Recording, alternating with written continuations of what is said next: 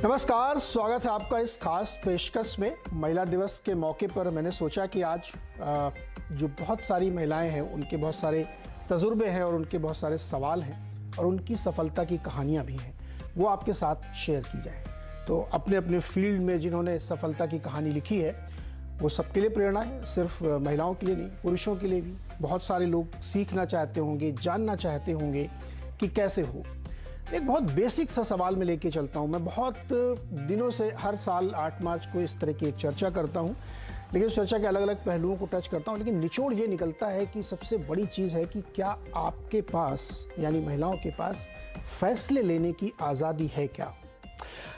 दो चीज़ें होती हैं, एक आपके पास शक्ति है कि नहीं है, डिसीजन मेकिंग की पावर है कि नहीं है, दूसरा फिनेंशियली आप कितना स्ट्रांग है। फिनेंशियली पहले आता है, जब आप फिनेंशियली साउंड हो जाते हैं तब आपके पास ये डिसीजन मेकिंग की पावर आती है, जो शक्ति है, जो पावर है वो आती है। इन दोनों को हासिल करने के लिए महिलाओं को बहुत जद्दोजहद और मुश्किल करनी का सामना करना पड़ा है। लेकिन सबसे दिलचस्प बात यह है कि पिछले एक आध दशक में अगर आप देखें तो ऐसा कोई क्षेत्र नहीं है, वो डिफेंस का क्षेत्र हो, स्पोर्ट्स हो, फाइनेंशियल हो, कोई भी क्षेत्र हो, कला का क्षेत्र हो, सब में महिलाओं ने अपनी सफलता के न सिर्फ झंडे गाड़े, पुरुषों को बहुत एनवी कर दिया, उनको बहुत जेलसी भी होती कि अरे इतना सफलता होगी। कहने का सेंस ये है कि सफलता सिर्फ आपकी मेहनत और आपके जुनून और आपकी ताकत की मोहताज होती है, वो किसी के आशीर्वाद से नहीं चलती है। तो ऐसी महिलाओं से बातचीत करना, मिलना और उनसे कुछ सीखना बहुत ज़रूरी है। जो नई पीढ़ी की लड़कियाँ आ रही हैं, जो पढ़ रही हैं अभी या कुछ करना चाहती हैं, उनके लिए ये शो बहुत खास है और बाकी लोगों के लिए भी है, पुरुषों के लिए भी। आप भी देखिएगा बहुत सारी चीज़ें, आपके दिमाग के जो मिसकंसेप्शंस हैं वो दूर हो जाएंगे। मैं आपका परिचय कराता हूँ, अपनी अपनी फील्ड की जो बहुत जानी मानी हस्तियाँ हैं, नाम हैं, उनसे आपकी मुलाकात कराता हूँ। सबसे पहले हमारे साथ हैं फर्स्ट ग्लोबल की चेयरपर्सन देवीना मेहरा जी। देवीना जी के बारे में ये कह सकता हूँ कि जो एक बहुत लंबे अरसे से 2-3 दशक से उन्होंने फाइनेंशियल मार्केट में अपनी पहचान बनाई है। फर्स्ट ग्लोबल की चेयरपर्सन है। दुनिया भर में जो फाइनेंशियल मार्केट है उसमें उनका बहुत बड़ा हाथ है और लेटेस्ट टेक्नोलॉजी को यूज़ करके वो डेटा बनाती हैं जिससे कि गलती की गुंजाइश मिनिमल होती है। तो देवीना जी से बात करेंगे, फाइनेंशियली उनकी अनुभव को सीखेंगे और ये बिल्कुल एक ओपन माइक टाइप का है, इसमें मैं बहुत सवालों में नहीं बांधने वाला हूँ कि ये बताइए वो बताइए। आप बताइए कि आपका ऑब्जर्वेशन्स और आपके एक्सपीरियंसेस कैसे हैं। दूसरी हमारी मेहमान है प्रीति अग्रवाल।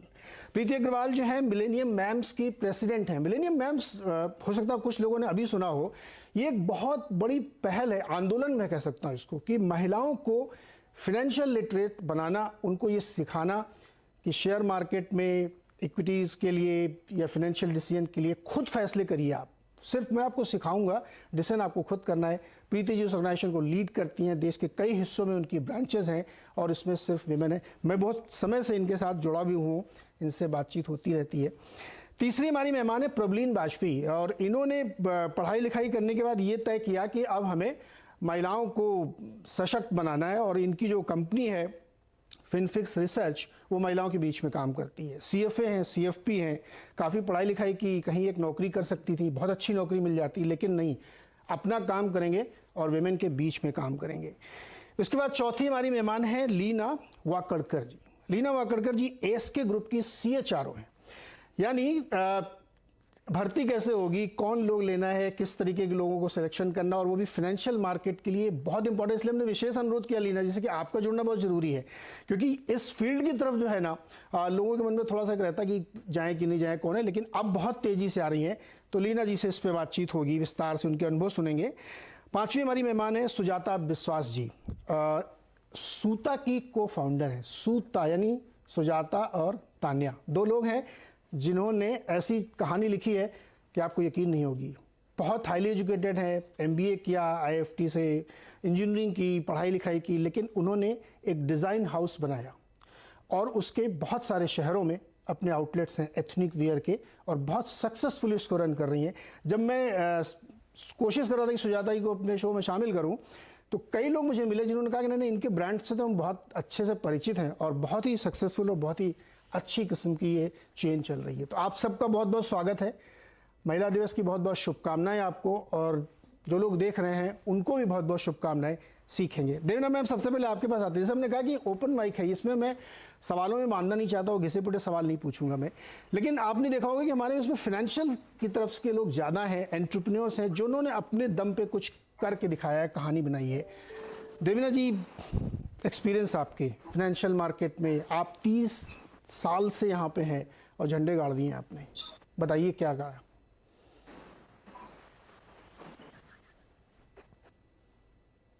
जी देवीना जी। सॉरी, थोड़ा सा मुझे ठीक से सुनाई नहीं दिया। आपने मेरे से ये प्रश्न पूछा है? जी जी, आपसे।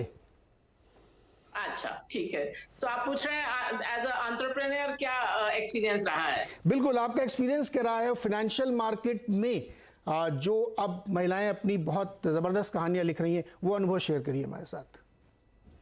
ओके, तो अभी भी मैं कहूंगी कि इन्वेस्टमेंट के क्षेत्र में महिलाएं बहुत ही कम हैं। ये बात मुझे बहुत खटकती है, क्योंकि जब मैंने 80 के दशक में काम करना शुरू किया था, सबसे पहला जो मेरा जॉब था वो सिटी बैंक इन्वेस्टमेंट बैंकिंग में था, और पूरे इन्वेस्टमेंट बैंक में मैं अकेली महिला ऑफिसर थी। और आज भी मैं देखती हूँ तो निवेश के क्षेत्र में तो अभी भी महिलाएं बहुत कम हैं। तो ये तो हुई मतलब प्रोफेशनल, आप कहें फाइनेंशियल मार्केट की बात। लेकिन उसके अलावा जो बात मुझे और बहुत ही खराब लगती है, मैं कहूंगी कि बहुत सारी महिलाएं जो इस एक तो भारत में महिलाएं जो काम करती हैं उनका प्रतिशत बहुत कम है। काम से मेरा मतलब है पेड वर्क, काम तो सभी महिलाएं करती हैं, पर जिनको अपने काम के लिए पैसा मिल रहा है ऐसी महिलाएं बहुत कम है। आपको फीमेल लेबर पार्टिसिपेशन रेट देखें तो भारत लगभग विश्व में सबसे नीचे है, हमारे से नीचे बस 2-4 देश और हैं, और वहां से भी वो रेट कम हो रहा है। तो ये बात चिंता की है। दूसरी बात है, जो महिलाएं कमा भी रही हैं वो भी अपना निवेश, अपना जो इन्वेस्टमेंट है उनको खुद मैनेज नहीं करती हैं।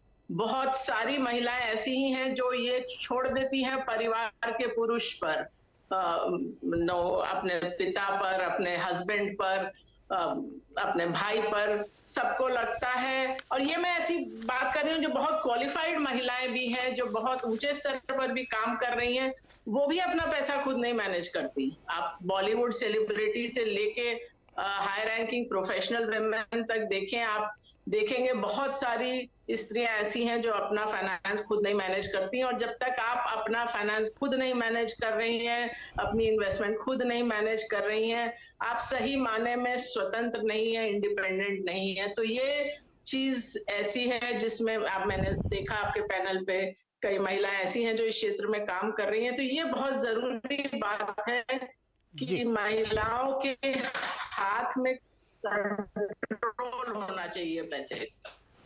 बिल्कुल, एक सर्वे है 2022 का, वो मैं आप लोगों के साथ शेयर करता हूँ। वो जो अभी देवना जी कह रही हैं उसको बहुत हद तक रिप्रेजेंट करता है। वो इंटरेस्टिंग है, बहुत इंटरेस्टिंग सर्वे है। LXME एक्सेस माई इंडिया का सर्वे है, जो देश के अलग अलग शहरों में, जिसमें मेट्रो, टियर 2, टियर 3 शामिल है, अनमैरिड, मैरिड या बैचलर वो शामिल है, किड्स के वाली शामिल है, हर तरह के रिप्रेजेंटेशन लिखा नहीं। ये रिप्रेजेंटेशन वाला जो सर्वे है बहुत ही बढ़िया सर्वे है। तो जैसे देवीना जी ने कहा ना कि अभी भी बहुत सारे डिसीजन मेकिंग जो इन्वेस्टमेंट से रिलेटेड होते हैं उसमें उनके पार्टिसिपेशन कम है।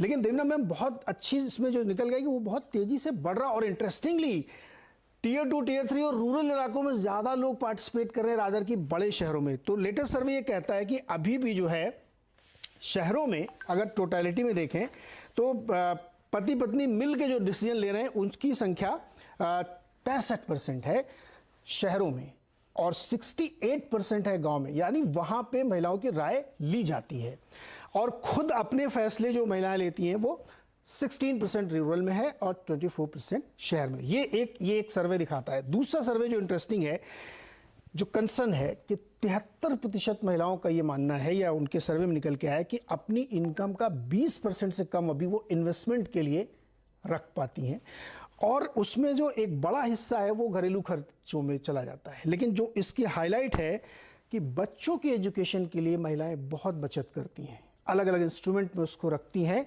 ये एक मुझे बहुत अच्छा लगा कि ये फ्यूचर जनरेशन जिसको कहते हैं उसको प्रोटेक्ट करने के लिए वो काफ़ी बचत इसमें करते हैं, लेकिन अभी भी मेजर चंक उनका घरेलू रोजमर्रे खर्चों में इन सब में चला जाता है। इसी को आज हम लोग डिकोड करने की कोशिश कर रहे हैं कि जो फिनेंशियल लिटरेसी की बात आती है, फिनेंशियल वर्ल्ड की बात आती है, डिसीजन मेकिंग की बात आती है, उसमें क्यों ऐसी दिक्कत आती है। प्रीति जी, आप तो बहुत सारी महिलाओं के साथ काम करती हैं, उसमें हाउसवाइफ भी होंगी, कुछ काम भी करती होंगी, अलग अलग सेगमेंट के आपके साथ लोग जुड़े हुए हैं।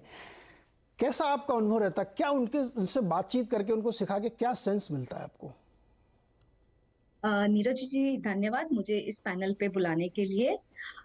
हमारे ऑर्गेनाइजेशन में हम करीब 600 विमेन के साथ जुड़े हुए रहते हैं हर समय।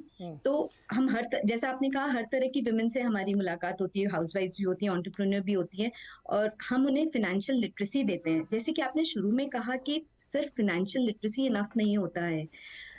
जब आपका खुद इंडिपेंडेंट डिसीजन मेकिंग पावर आता है, तभी आप फाइनेंशियली इंडिपेंडेंट होते हैं।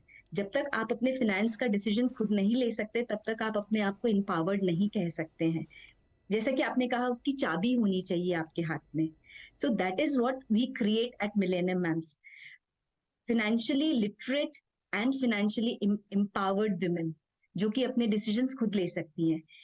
इसमें हमारा एक प्रोसेस है, महिलाएं क्यों अच्छी इन्वेस्टर बन सकती हैं। इसके 3 पॉइंट मैंने खुद से इसको वो किया है डिस्कवर, कि विमेन इंट्रिंसिकली बहुत डिसिप्लिन्ड होती हैं, और एज एन इन्वेस्टर अगर आप डिसिप्लिन नहीं है तो आपको लॉसेस होने ही हैं। पर्सनली मैंने जो भी लॉस किया है, मैंने ये फाइंड आउट किया है कि जब भी मैं इनडिसिप्लिन हुई हूँ, वहां लॉस हुआ है। तो विमेन के पास एक बहुत बड़ा हथियार है, क्योंकि विमेन इंट्रिंसिकली डिसिप्लिन्ड होती हैं।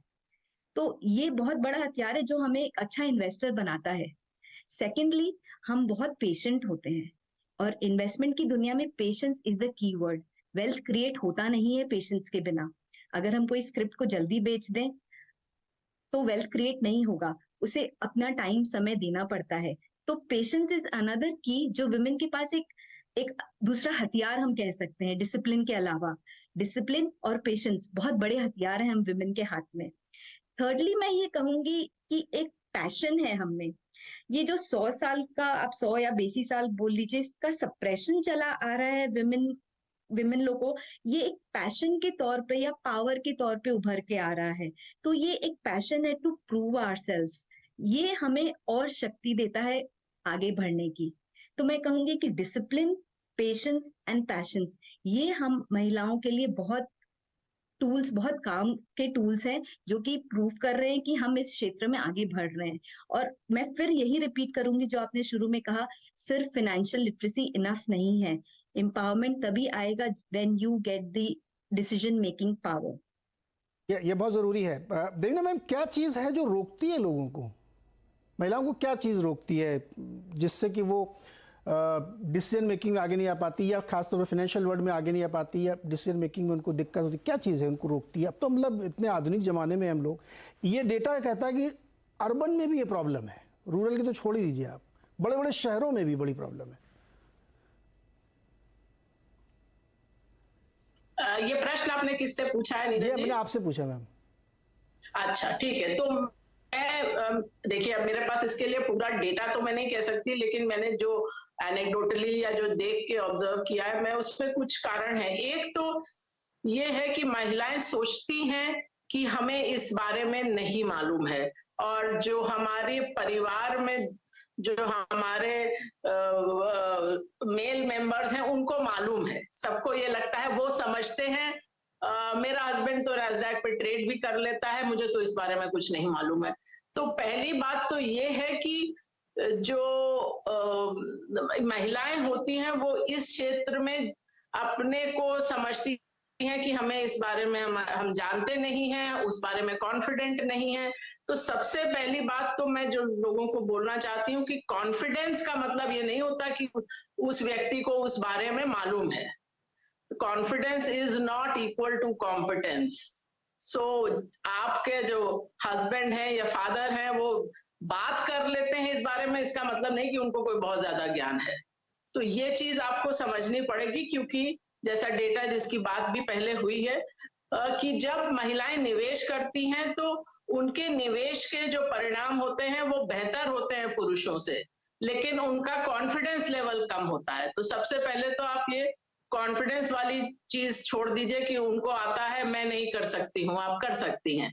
दूसरी बात एक ये रहती है कि अक्सर बोला जाता है कि जो स्त्रियां हैं वो सेव तो कर लेती हैं लेकिन निवेश नहीं कर पाती, इन्वेस्ट नहीं कर पाती। तो आपको थोड़ा सा अपने कंफर्ट जोन से निकलना पड़ेगा, क्योंकि अगर आप बिल्कुल ही जीरो रिस्क इन्वेस्टमेंट में रहेंगी, बैंक फिक्स डिपॉजिट में रहेंगी, तो उसमें आपको रिटर्न, अगर आप 20-30 साल इन्वेस्ट करेंगी तो मुश्किल से आप इन्फ्लेशन या मुद्रास्फीति को बीट कर पाएंगी, आपका कोई कंपाउंडिंग नहीं हो पाएगा। तो कंपाउंडिंग के लिए आपको थोड़ा रिस्क लेना पड़ेगा, वो एक चीज है। पर दूसरे एक्सट्रीम पर भी मत जाइए कि आप सीधा जाके ऑप्शन ट्रेडिंग या 1 साल पहले क्रिप्टो ट्रेडिंग करने लगी है, वो भी नहीं। तो एक डिसिप्लिन्ड वे में एसेट एलोकेशन करिए कि इतना मुझे फिक्स इनकम में डालना है, इतना इक्विटी में डालना है, इतना गोल्ड में, सोने में डालना है। तो उस तरह से करिए, सोच समझ कर करिए। और एक चीज और है कि ये भी याद रखिए कि आप थोड़ा रिस्क वाला इन्वेस्टमेंट करेंगे तो कभी ना कभी उसमें घाटा होगा, कभी ना कभी उसमें लॉस होगा। ये एक और चीज है, जब महिलाओं को का कोई लॉस होता है वो सोचती हैं, अरे मुझे तो इस बारे में मालूम नहीं था, मैंने क्यों किया, मैं तो बेवकूफ हूँ, मुझे इसमें करना ही नहीं चाहिए था। वो खुद भी ये कहती हैं और परिवार वाले भी शायद कभी ये कह सकते हैं। जबकि अगर पुरुष लॉस करता है तो अक्सर तो यह हालत होती है कि जो उसकी पत्नी है वो ये पूछना भी नहीं चाहती है कि बेकार में झगड़ा होगा कि क्या लॉस हुआ और क्यों लॉस हुआ। नहीं, तो पुरुष के लिए लॉस करना जायज होता है, महिला के लिए नहीं होता है।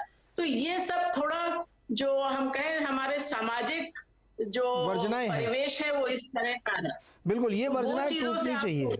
और महिलाओं को पूछना चाहिए अपने पति से कि आपने क्यों लॉस किया, आप मुझे इतना ज्ञान देते रहते हैं, खुद तो लॉस करके बैठे हुए। ये वर्जना टूट जानी चाहिए, ये पूछना चाहिए। लीना मैम, ये बताइए कि मार्केट से जुड़ी हुई इंस्ट्रूमेंट या कंपनियों में या कामकाज में, इंडिपेंडेंट ट्रेडिंग में, तमाम फाइनेंशियल वर्ल्ड में बहुत सारी महिलाएं आ तो रही हैं, लेकिन क्या ये सफिशिएंट रन रेट से आ रही हैं या अभी भी उनके अंदर एक झिझक? आपके पास तो हजारों सीवीज आते होंगे, जब आप बात भी करती होंगी उनसे, क्या एक्सपीरियंसेस हैं आपके? तो इसमें एक मिक्स्ड डेटा है। जैसे देवीना जी ने ऑलरेडी कहा है कि इन्वेस्टमेंट क्षेत्र में बहुत कम महिलाएं आ रही है। एज अ करियर चॉइस उनका वो फर्स्ट आइदर चॉइस नहीं है या फिर आगे जाके वो कंटिन्यू नहीं करती है। लेकिन जैसे हम शुरू से ही लेते हैं, कैंपस से भी अगर हम शुरुआत करें तो इन्वेस्टमेंट क्षेत्र में वो आती नहीं है। इसके अलावा अगर हम कैंपस में देखेंगे तो लड़के इन्वेस्टमेंट बहुत पहले चालू करते हैं, लड़कियां इन्वेस्टमेंट शुरू करती नहीं है, तो उनका वो इंटरेस्ट रहता नहीं है इतना। इसकी एक दूसरी साइड भी है, वो है वेल्थ मैनेजमेंट, विच इसका मतलब है कि क्लाइंट्स का पैसा मैनेज करना। क्लाइंट उसी क्षेत्र का एक दूसरा पहलू है और उसमें महिलाएं काफी हद तक सक्सेसफुल है। आज 30 साल से महिलाएं उसमें है। आप किसी भी अगर वेल्थ मैनेजमेंट फर्म से बात करेंगे तो 30 से 40% महिलाएं सेल्स रोल में है, यानी कि फ्रंट फेसिंग रोल में है। वो क्लाइंट से बात कर रही है, क्लाइंट का they are managing clients money very successfully. So that is a different aspect all together, I would say. तो ये दो पहलू है, इन्वेस्टमेंट में ज्यादा नहीं है, लेकिन वेल्थ मैनेजमेंट में जैसे पहले भी कहा गया है कि डिसिप्लिन्ड अप्रोच है, उनमें पेशेंस है और उनमें कुछ कर दिखाने की एक चाह है। इसकी वजह से वो सीखती भी बहुत जल्दी है। तो इन्वेस्टमेंट में अगर ये हो जाए तो पासा पलट जाएगा और ज्यादा महिलाएं आने लगेंगी। आई थिंक वो हो जाएगा, लेकिन थोड़ा वक्त लग रहा है। पासा, जब आप कैंपस हायरिंग के लिए जाती हैं तो उसमें मान लीजिए 100 लोग आए तो उसमें से कितनी लड़कियां होती कि ASK ग्रुप में भी जाना, मतलब फाइनेंशियल मार्केट में जाना है, उसमें कितनी लड़कियां होती हैं, कितने लड़के होते हैं 100 में से? Less than 5%। इन्वेस्टमेंट में लेस देन 5%। और ये सिर्फ ASK नहीं, कहीं भी आप अगर किसी भी इन्वेस्टमेंट से टीम से अगर रिक्रूटमेंट के लिए जाता है, कोई भी म्यूचुअल फंड या फिर इन्वेस्टमेंट प्राइवेट इक्विटी, तो बहुत कम महिलाएं है। डाइवर्सिटी फोकस है, लेकिन एप्लीकेशन ही आते नहीं। ये कंसर्न है। अच्छा सुधा जी, क्या बहुत मुश्किल है आज के ज़माने में एंटरप्रेन्योर बनना महिलाओं के लिए? आज अब थोड़ी सी पहले अपनी जर्नी बताइए। ये सुधा नाम आपने बहुत अच्छा रखा, पहले तो इसको हम लोगों ने सूत से जोड़ लिया कि कॉटन कपास, उससे फिर नहीं पता लगा नहीं नहीं ये सू और ता दो अलग अलग चीज़ें हैं और बहुत ब्यूटीफुल नेम बना है। थोड़ा उसके बारे में बताइए, फिर ये बताइए कि एंटरप्रेन्योर बनना कितना मुश्किल है। एंटरप्रेन्योर बनना मुश्किल सबके लिए उतना ही है। आई वुड से कि डिफरेंस नहीं है, बिकॉज चैलेंजेस तो सेम ही आने वाले हैं, दो बिगर चैलेंजेस सेम होने वाले हैं। छोटे छोटे चैलेंजेस जैसे किसी को आप पे ट्रस्ट नहीं होना, पहली बार में लगना कि आप शायद नहीं कर पाएंगे, वो जो डाउट जो पहला इंस्टेंस होता है, वो अगर आप उससे उभर पाए तो मुझे लगता है प्रॉब्लम्स एंड चैलेंजेस सेम है फॉर अ मैन और अ वुमन और person who doesn't other to be both the categories. But I feel entrepreneurship के लिए जो आपकी लगन चाहिए, आपका जो पैशन चाहिए, एंड जो जो चैलेंजेस आएंगे डिफरेंट काइंड के, आप स्केल आपके बिजनेस को छोटे से बड़ा कैसे कर रहे हैं और आप किस तरह से नेगोशिएट कर रहे हैं और आपकी टीम की डिविजन कैसे है, वो चैलेंजेस सारे सेम है। आई थिंक चाहे वो आदमी हो चाहे वो औरत हो, आप जिससे भी बात करेंगे सिमिलर चैलेंजेस हैं। इनिशियल प्रॉब्लम्स आप अगर हटा दे कि फीमेल अगर देख के किसी ने आपको जज कर लिया, वो अगर आप ओवरकम करते हैं तो बाकी चैलेंजेस ऐसे मिला। अच्छा, एक चीज़ और बताइए मैम कि आप तो नौकरी भी कर रही थी अच्छी कॉर्पोरेट की, वो क्या मूवमेंट था जब आपने सोचा कि नहीं अब ये छोड़ो बिजनेस करना है मेरे को? वो क्या चीज़ थी, क्यों ऐसा आपको लगा कि अच्छी खासी बढ़िया नौकरी छोड़ के बिजनेस ही कर लेते हैं? वो मूवमेंट क्या था, चेंजिंग मूवमेंट क्या था वो? मैं और मेरी बहन दोनों कॉर्पोरेट में थे और हमें इम्पैक्ट नहीं दिख रहा था हमारे काम का। हम श्योर इम्पैक्ट कर रहे थे, हम बहुत प्रमोशंस भी सही टाइम पे हो रहे थे, बट हमें लगा कि ग्रास रूट लेवल पे जो हम मेरे फादर ट्रांसफरेबल जॉब में थे, रेलवेज में थे, तो हम बहुत ट्रांसफरेबल जॉब में अलग अलग जगह घूमे हैं। तो हमें लगा जो बुनकर हैं, जो एक्चुअली बुनते हैं, उनको सही वैल्यू नहीं मिलता है। तो हमें लगा हम अगर क्रिएटिवली हमारा इंटरेस्ट है उधर और हमने MBA पढ़ा है तो हम बिजनेस रन कर सकते हैं, सो व्हाई नॉट स्टार्ट। तो हमने जब शुरुआत की तो मैं, मेरी बहन, एक एम्प्लॉय और 2 वीवर्स थे, एक हस्बैंड एंड वाइफ, जिन्होंने अग्री किया हमारे साथ काम करने के लिए। वो भी बहुत दिक्कत हुआ हमें बताने के लिए कि हम लोग पैशन के लिए नहीं कर रहे हैं, हम सीरियसली बिजनेस करना चाहते हैं। दैट्स व्हाट आई से कि विमेन होने से ये एक सवाल तो आता ही है कि आप कितने टाइम तक करेंगे ये। सो वो था, तो इनिशियल एप्रीहेंशंस होते हैं, बट हाँ उसके बाद अभी हमारा टीम 200 लोग का टीम है और हम 17,000 क्राफ्ट्समैन और वीवर्स के साथ काम करते हैं अक्रॉस इंडिया।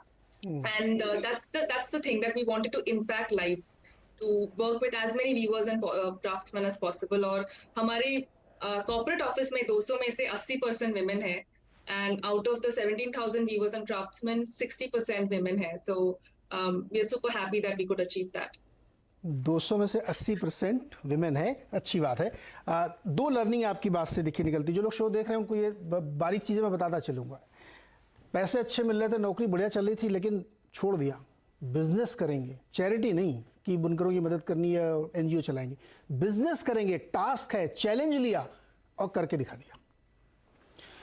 प्रबलीन जी, आप भी बहुत बढ़िया पढ़ाई लिखाई करके नौकरी कर रही थी और फिर आपने ये चूज़ किया। हम लोगों ने कई बार आपसे चर्चा की, वो तो बताइएगा, लेकिन वो जो सर्वे मैं बता रहा हूँ ना, उसकी कुछ चीज़ें आपको और बताता हूँ मैं।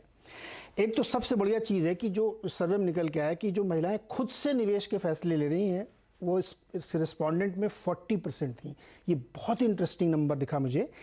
सेल्फ लर्निंग से हालांकि कम है, 9% है, और 29% निवेश ही नहीं करती हैं। अब देखिए दूसरी जो प्लेट में आपको दिखाऊंगा, यहाँ पे थोड़ी सी मुझे दिक्कत लगती है। आज भी 44% महिलाओं को लगता है कि गोल्ड में निवेश करना चाहिए, 36% को लगता है कि FD में कर लेना चाहिए, 22% को लगता है कि PPF में करना चाहिए, और चिट फंड जैसी स्कीम में भी 15% है। हमारे बेचारे इक्विटी मार्केट का नंबर आता है सबसे नीचे 13% पे। सो आप इतने लंबे समय से महिलाओं के साथ काम कर रही हैं, क्या वजह है कि वो लोग इस चीज़ में अभी भी कॉन्फिडेंस नहीं आ पाए? जैसे देवीना मैम कह रही थी कि वो फैसले लेने और उसको ओन करने, और वो उन 4 लोगों को जो बात बात में सवाल उठाते हैं उनका मुंह बंद करने के लिए, वो क्या दिक्कत है इसमें? नमस्कार नीरज जी, एंड सभी को वुमेन्स डे की बहुत सारी शुभकामनाएं और साथ ही में होली की भी बहुत सारी शुभकामनाएं। मुंबई में तो आई थिंक आपने कल मना ली, बट रेस्ट ऑफ इंडिया में आज है। बिल्कुल, जैसे आई थिंक देवीना जी ने बहुत सारे इंपॉर्टेंट पॉइंट्स को टच अपॉन किया है। मैं यहाँ पे 2-3 चीजें हाईलाइट करना चाहूंगी नीरज जी। एक तो मुझे लगता है जो मनी और विमेन का जो एक रिलेशनशिप है, एक हम पिक्चरों के नजरिए से देखें तो आप देखेंगे कि मूवीज में भी कभी भी विमेन और पैसे को बहुत पॉजिटिव नजरिए से कभी नहीं देखा जाता है। जहाँ पे कोई विलन होगी या नेगेटिव रोल में लेडी होगी, उनको मनी माइंडेड दिखाया जाता है। सो एक डीएनए में जैसे एक चीज आ गई है कि पैसे की बात महिलाओं से की ही नहीं जाती है, बच्चों से नहीं की जाती है। लड़कियां ज्यादा पैसे की बात करती हैं, बहुएं करती हैं, तो उनको मनी माइंडेड बोला जाता है। तो मेरे ख्याल से एक तो पहले सा ये एक अजीब सी लेयर है जो ऊपर लगी हुई है, जो काफी फास्ट टूट रही है। अवेयरनेस जैसे बढ़ रही है और जमाना ऑफ कोर्स बदल रहा है, बट ये एक अजीब सी हिचक लाता है मेरे ख्याल से। सेकंड पॉइंट मेरे ख्याल से नीरज जी यहाँ जो बहुत इंपॉर्टेंट है कि हम लोग उसी टेरिटरी में रहना चाहते हैं। फेमिलियरिटी बायस होता है कि जो हमें चीज समझ में आती है, हमें लगता है हम वहीं पे रहें। सोना महिलाओं को समझ में आता है, ट्रेडिशनली वो खरीदती आई हैं, उनको उस चीज की जानकारी है, एफडी की जानकारी है। और मेरे ख्याल से अगर हम महिलाओं को छोड़ के सिर्फ इवन पुरुषों को देखें, तो क्योंकि हम पुरुषों के साथ भी डील करते हैं एज हमारे क्लाइंट्स भी होते हैं, तो उनमें भी ऐसे आपको बहुत मिलेंगे जिनका स्टॉक मार्केट्स और मार्केट्स में कोई एक्सपोजर ही नहीं है। तो ये मैं एक जनरल अवेयरनेस लेवल की मेरे ख्याल से यहाँ पे एक जो कमी है वो मैं मेरे ख्याल से हाईलाइट करूंगी। और कुछ चीजें आपको ना एक्सपीरियंस के द्वारा ही आती हैं। आप कितना भी सुन लीजिए किसी से, आप ऐसे चलाइए गाड़ी, वैसे चलाइए गाड़ी, जब तक आप खुद ड्राइविंग सीट पे नहीं बैठेंगे और चलाना शुरू नहीं करेंगे, तब तक आप सीखेंगे नहीं। और 2-4 बार डेंट भी लगता ही है। सो आई थिंक स्टॉक मार्केट्स का एक्सपीरियंस भी कुछ ऐसा ही है। शुरुआत करने के लिए मेरे ख्याल से पुश नहीं मिलता है, एक थोड़े से सपोर्ट की जरूरत है, स्पेशली महिलाओं को, कि इट्स ओके, आप शुरुआत करिए और फिर वो रास्ता कट जाता है उसके बाद।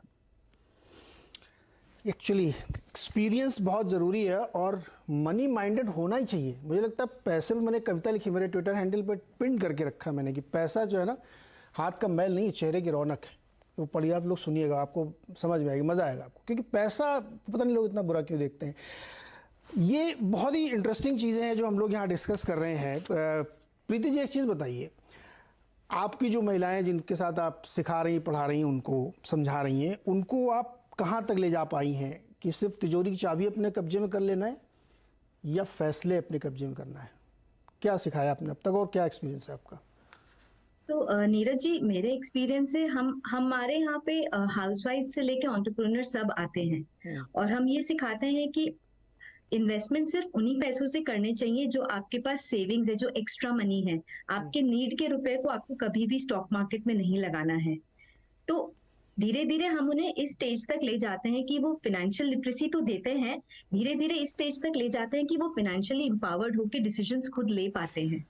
तो हम एक्चुअली में ये कर पा रहे हैं और हमारे 30 साल का ये ऑर्गेनाइजेशन है जहां पर अब हमारे नंबर्स हैं जो दिखाते हैं कि women have become financially independent and they are taking their decisions independently without, and in fact to an extent इस हद तक हो गया है कि फैमिली के इन्वेस्टमेंट्स में भी वो अपनी राय देती हैं। घर वाले भी पूछते हैं कि क्या करना चाहिए, तुम बताओ। तो काफी ग्रोथ है हमारे ऑर्गेनाइजेशन में इस लेवल का। और एक और मजेदार बात है कि हम वॉरेन बफेट के फॉलोअर्स हैं। हमारा इन्वेस्टमेंट्स लॉन्ग टर्म का इन्वेस्टमेंट्स है और हम वॉरेन बफेट के प्रिंसिपल्स को फॉलो करते हैं। तो वॉरेन बफेट उस समय कहते थे कि उनका कंपटीशन सिर्फ दुनिया के 50% लोगों से है क्योंकि विमेन नहीं थी, पर अब उनका कंपटीशन 100% से हो गया है, फॉर श्योर 100% हो गया है। और मिलेनियम मैम्स की जो सदस्य हैं वो लोग एजीएम सुनने भी जाती हैं अलग अलग शहरों में। जब मुझे पता लगा एजीएम जी अटेंड करते हैं, हम फैक्ट्री विजिट भी करते हैं, हम इंडस्ट्री स्टॉलवर्स को बुलाते हैं हमारे फोरम पे ताकि हमें मैक्रो इकोनॉमिक्स, माइक्रो इकोनॉमिक्स का डायरेक्ट उनसे पता चलता है। फिर हम क्लास स्टडीज करते हैं, हमारे बिजनेस डेलीज के क्लासेस होते हैं, डिफरेंट फोकस्ड वर्टिकल्स हैं हमारे ऑर्गेनाइजेशन में जो कि हम बैलेंस शीट का रिसर्च वर्क करते हैं, फोकस ग्रुप्स हैं।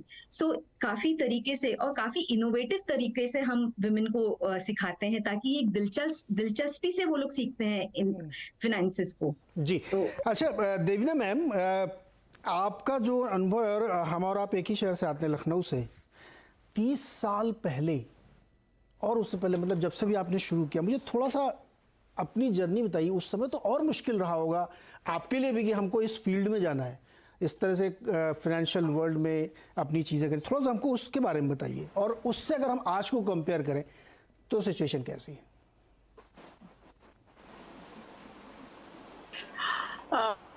जब मैंने शुरू किया तब तो आपकी बात ठीक है। जैसा कि मैंने कहा कि मैंने तो जब कॉर्पोरेट करियर ही शुरू किया तभी महिलाएं बहुत कम थी। पूरे आप समझ लीजिए सारे शहर मिला के सिटी बैंक की इन्वेस्टमेंट बैंकिंग का मतलब उसमें ट्रेजरी, मनी मार्केट, वो सब मिला के, खाली जो अब हम लोग इन्वेस्टमेंट बैंकिंग कहते हैं वो तब इन्वेस्टमेंट बैंकिंग कहलाती, तब वो मर्चेंट बैंकिंग कहलाती थी।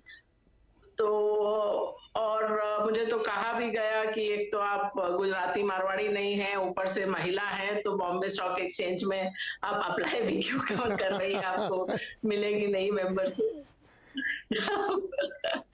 तो खैर मेरे लिए तो ट्रिगर था कि अब मार्केट प्रोफेशनल होगी, और उसका ट्रिगर ये था कि 1993 का जो डॉक्टर मनमोहन सिंह का बजट था उसमें उन्होंने मार्केट ओपन की थी फॉरेन इंस्टीट्यूशनल इन्वेस्टर्स के लिए। तो मैंने कहा अब मार्केट बदलेगी, क्योंकि तब तक तो वो पुराने स्टाइल के ही स्टॉक ब्रोकर्स होते थे। अब रिसर्च का वैल्यू होगा। उस समय रिसर्च का नाम भी किसी ने नहीं सुना था। हम लोग के एमबीए में भी आए, अहमदाबाद तक में सिक्योरिटीज रिसर्च का कोई मॉड्यूल ही नहीं था, क्योंकि वो प्रोफेशन ही एग्जिस्ट नहीं करता था तब। तो एकदम ही शुरू से शुरू करना पड़ा। तो और कंपनीज को भी फोन करो उस समय, तो कंपनीज भी बोलती थी कि मतलब ये क्या होता है, हम लोग आपसे क्यों मिले, ये इन्वेस्टर रिलेशंस तो दूर की बात, वो तो बात करने को राजी नहीं होती थी कंपनीज। तो लंबा जर्नी रहा है, लेकिन मुझे जो बात मैंने कही कि मुझे सबसे खटकती है कि इतने वर्षों बाद भी फंड मैनेजमेंट में या इन्वेस्टमेंट्स में महिलाओं की तादाद इतनी कम है। तब तो जो था सो था, बल्कि 90s में मुझे थोड़ी ज्यादा फंड मैनेजर्स नजर आती थी, भारत में भी और FIIs में भी। वहां से तो मुझे लगता है नंबर कम ही हुआ है, बढ़ा नहीं है। तो ये चिंता का विषय है। लीना जी, आप लोग ये चिंता आप लोग भी करती होंगी ना कि ये कम क्यों है इतना पार्टिसिपेशन, या जो अलग अलग चीज़ें होती, सेल्स भी है उसमें, मार्केटिंग भी है, फंड मैनेजमेंट है, इन्वेस्टर रिलेशंस भी है, तरह तरह की बहुत सारी चीज़ें हैं। तो आप लोग भी इसमें कंसर्न करते हैं, जैसे देवीना जी कह रहे हैं कि ये अभी भी एक्चुअली बहुत कम पार्टिसिपेशन है, और इस बारे में आप लोग क्या डिस्कस करते हैं कि ये क्यों कम है और इसको कैसे बढ़ाया जाए? क्योंकि हम लोगों के यहाँ भी बहुत सारी सब चर्चाएं होती रहती हैं कि जैसे इस शो को ही मुझे करना था तो मुझे अब मेहनत करनी पड़ी। इनफैक्ट मुझे सच बताऊँ, मुझे बहुत मेहनत करनी पड़ी कि कैसे मैं उन लोगों को जोड़ूँ जो बहुत इस क्षेत्र में काम कर रहे हैं। तो सभी फंड, देवीना जी से पूरी तरह सहमत हूँ कि 90s में वो नंबर जो महिलाओं का पार्टिसिपेशन था certain areas specially fund management में, वो बढ़ गया था। पिछले 15 साल में तो वो कम ही हो रहा है और अभी भी बढ़ नहीं रहा है। तो ये सोचने का विषय पूरी इंडस्ट्री को है, और इंडस्ट्री इसके बारे में बात करती है, हम भी बात करते हैं internally. From a education perspective, I think somewhere it starts at a schooling level. आज ये भी हो रहा है कि काफी जगह हम स्कूल्स में जाके करियर चॉइस क्या हो सकता है ये पहले से बताना चालू करते हैं। इसकी वजह से जो डिसीजन है वो जो लड़कियों की सोच है, वो फंड मैनेजमेंट भी हम कर सकते हैं, शेयर्स के बारे में हम सोच सकते हैं, ये कम से कम विचार आना चालू हो जाता है। उसके बाद जब कॉलेज में वो जाती है तो उसके ऊपर भी आज पिछले 10 साल से ज्यादा मैं कह सकती हूँ फाइनेंशियल सर्विसेज के ऊपर ग्रेजुएशन है, MBAs है, उसमें महिलाएं जाती तो है लेकिन वो कॉन्फिडेंस के साथ वो फंड मैनेजमेंट चूज नहीं करती है। तो सेल्स चूज करती है लेकिन फंड मैनेजमेंट करती नहीं है। तो इसकी वजह काफी सारी है। ऑलरेडी प्रीति जी ने, देवीना जी ने डिस्कस की है। कॉन्फिडेंस नहीं होता है, अगर गलती हो गई तो मेरे हिसाब से लड़कियां हम महिलाएं प्रॉब्ली खुद को माफ नहीं कर पाती है, या फिर लॉस हो गया तो उसी के बारे में हम सोचती रहती है। तो ये I think as a process अगर इन्वेस्टमेंट को इंट्रोडक्शन बहुत जल्दी दिया जाएगा तो इसका पार्टिसिपेशन कॉलेज लेवल से ज्यादा बढ़ने लगेगा। और कॉलेजेस भी इंडस्ट्री के साथ आज काम कर रहे हैं ये देखने के लिए कि कैसे उनको शुरू से शेयर्स के बारे में, मार्केट के बारे में ज्ञान पहले से ही देना चालू करें। उनको एक डमी एनवायरनमेंट दिया जाए ताकि वो ट्राई आउट करने लगे कि गलतियां हो सकती है, लेकिन गलतियां क्यों हो सकती है, क्या ट्रैक करना चाहिए, क्या डिसिप्लिन होना चाहिए। क्योंकि from a competency perspective I think we have it all. हम मेहनती है, हम डिसिप्लिन है, हम ट्रैक कर सकते हैं, जो हमें समझना, हम इंटेलिजेंट है, हमारे पास एजुकेशन का बैकग्राउंड है, लेकिन और एक सतर्कता भी है जो आगे जो इस क्षेत्र के लिए बहुत ही जरूरी है। तो ये अगर सब कुछ है तो इंडस्ट्री को आज ज्यादा काम कर रही है, लेकिन मेरे ख्याल से और ज्यादा काम करना चाहिए कॉलेजेस के और एजुकेशन इंस्टीट्यूशंस के साथ, क्योंकि वहीं से सोर्सिंग होगा। अगर जो ऑलरेडी एक्सपीरियंस, जो महिलाएं पास आउट हो चुकी है, जिन्होंने ये क्षेत्र नहीं लिया है, उनको वापस लाना इतना आसान नहीं है, लेकिन जो पास आउट हो रही है, अगर उन कॉलेजेस के साथ ज्यादा काम किया जाए, और जो आई थिंक काफी कंपनीज आज कर रही है, गेस्ट लेक्चर्स दे रही है, सेकेंड ईयर स्टूडेंट्स के साथ काम कर रही है, एमबीए के, इवन फाइनेंशियल ग्रेजुएट्स के साथ काम कर रही है, तो वो अवेयरनेस बढ़ेगा। लेकिन इट्स अ स्लो प्रोसेस, वो ओवरनाइट नहीं होने वाला है। अगर 100 साल हमने कुछ एक्सपीरियंस किया है तो सडनली वो चेंज नहीं होगा, लेकिन वो होगा। We are quite positive that it will happen, and it is happening. It is not that it's not happening, थोड़ा वक्त लगेगा, लेकिन जरूर होगा। ज़रूर होगा। और अब तक की बातचीत से मुझे ये समझ में आ रहा है कि अभी मैं दोबारा जाऊंगा तो प्रबलीन से और सुजाता से समझूंगा कि वो जो कॉन्फिडेंस है, मतलब इस बात से मुझे समझ में आ रहा है कि उनको मालूम है, मुझे लगता है कि महिलाएं सबसे अच्छी फंड मैनेजर हो सकती हैं, क्योंकि वो घर को इतना अच्छा मैनेज कर सकती है, तो पैसा मैनेज करने में कौन सी बहुत बड़ी बात है। और वो उनके पास देखिए कितने तरीके होते हैं पैसे को सुरक्षित रखने के। कई बार बहुत कंजर्वेटिव अप्रोच बहुत सक्सेसफुल आइडिया देता है। तो ये सब क्या उनको ये बताने की ज़रूरत है, उनको अवेयर कराने की आप कर सकते हैं, आपके अंदर वो गुण है, केवल आपको एक्सपोजर की ज़रूरत है। या जैसे बजरंगबली को याद दिलाना पड़ा था कि आप कितने ताकतवर हैं, प्लीज़ अपनी ताकत को पहचानिए। तो एक छोटा सा ब्रेक लेना है मुझे, वापस आएंगे तो प्रबलीन और सुजाता इस पे चर्चा करेंगे। और मैंने एक आप लोगों के सम्मान में कविता लिखी है, मैं उसको सुनाऊँगा, उससे कई सवाल भी निकलेंगे जिनका जवाब मैं आपसे लूँगा छोटे से ब्रेक के बाद।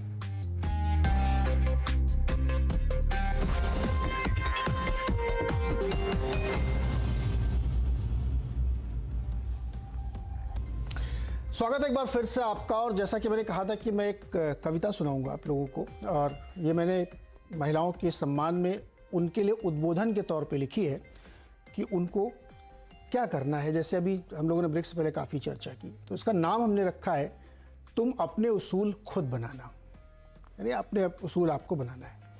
तो तुम अपने उसूल खुद बनाना, कोई कुछ भी कहे झांसे में मत आना।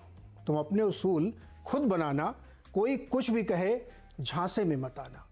लोग बताएंगे, पड़ोसी समझाएंगे, लेकिन लक्ष्य तुम्हारा है, कोशिश भी तुम्हारी है। अपने रास्ते से डिग मत जाना, अपने रास्ते से डिग मत जाना। और हाँ, किसी के बहकावे में मत आना, किसी के बहकावे मत आना। तुम अपने उसूल खुद बनाना।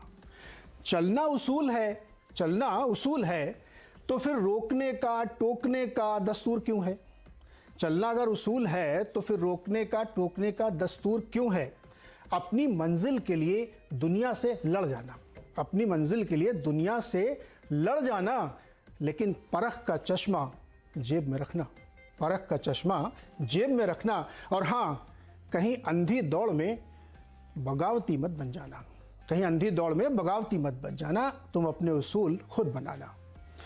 वो ताजमहल के सपने दिखाएगा, वो ताजमहल के सपने दिखाएगा, रास्ते पे दिल बिछा देगा, बात बात पे सॉरी और थैंक यू बोलेगा। वो बहुत महीन खेल रहा है, वो बहुत महीन खेल रहा है, छलिया है, सोने के पिंजरे में कैद कर देगा। प्यार करना, प्यार करना तो कंडीशन अप्लाई का स्टार लगा देना, प्यार करना तो कंडीशन अप्लाई का स्टार लगा देना। और हाँ, अपनी मंजिल के रास्ते पे प्यार को कमज़ोरी मत बना लेना, अपने प्यार के रास्ते को कमज़ोरी मत बना लेना। तुम अपने उसूल खुद बनाना, कोई कुछ भी कहे झांसे में मत आना, कोई कुछ भी कहे झांसे में मत आना।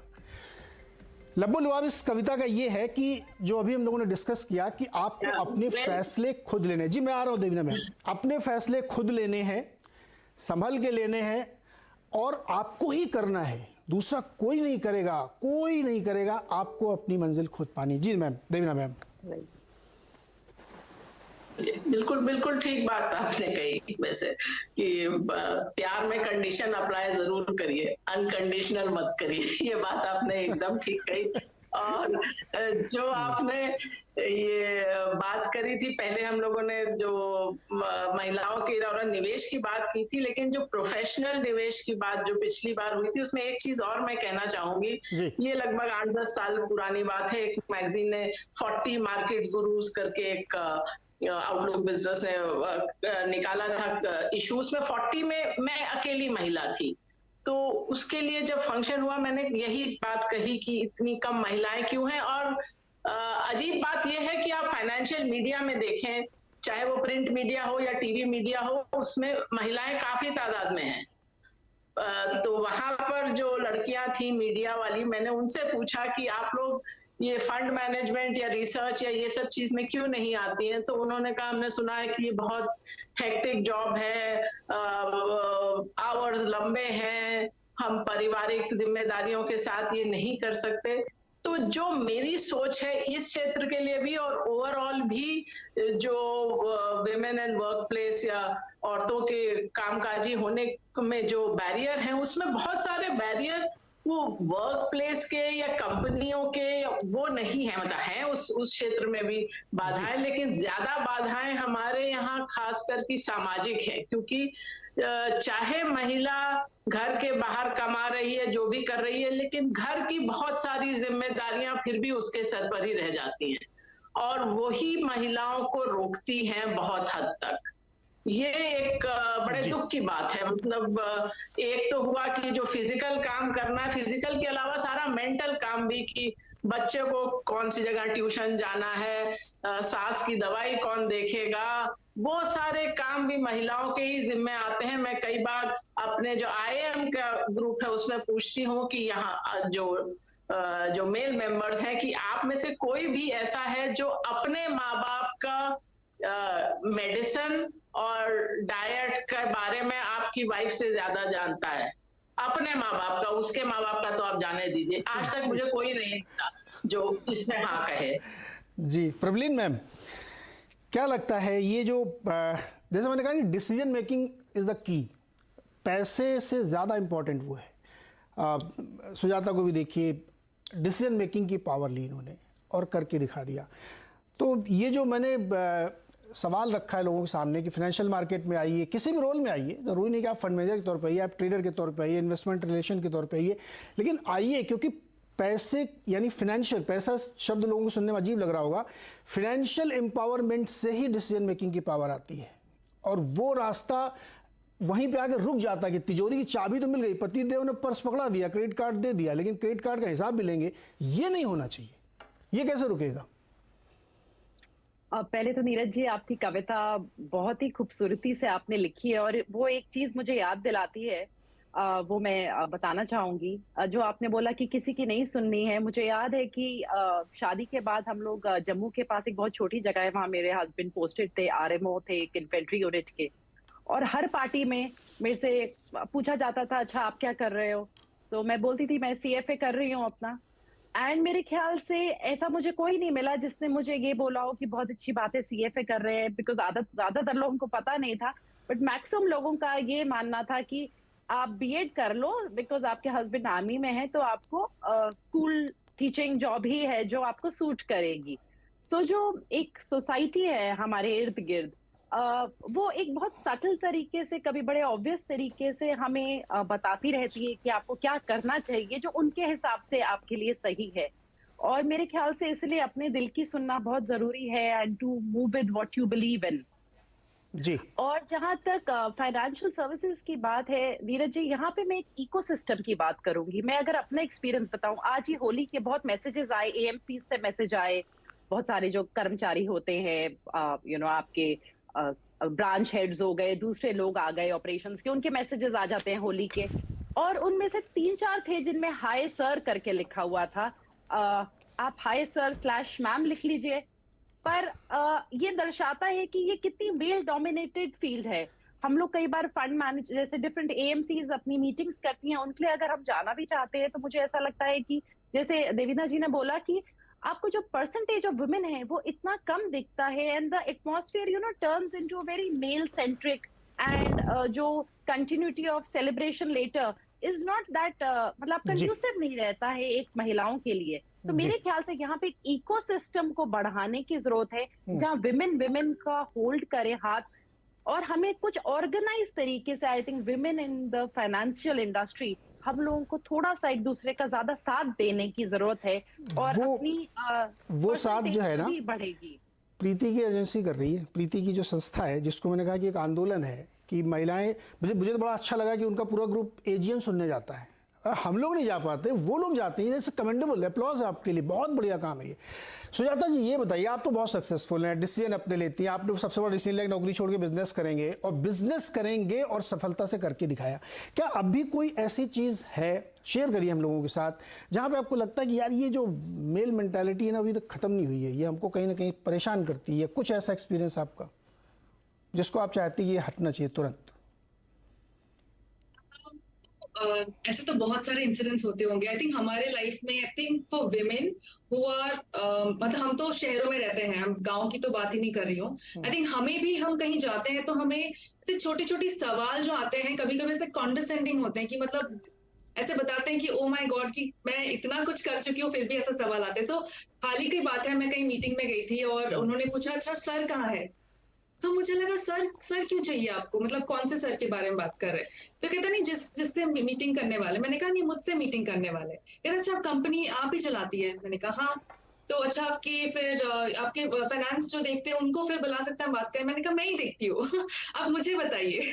सो I think the intrinsic problem, I think that is there, that हम विमेन ना, एक तो ये कि बहुत गिल्ट है हमारे अंदर कि गिल्ट वो इसीलिए भी आता है कि हम लोग एक तो सब चीज बहुत अच्छे से करते हैं, बिकॉज हम अगर घर चला रही है तो बहुत बेस्ट करना है। मैं माँ हूँ एक, तो मैं बेस्ट माँ बनने वाली हूँ। काम में भी मतलब 100% जान डाल देनी है।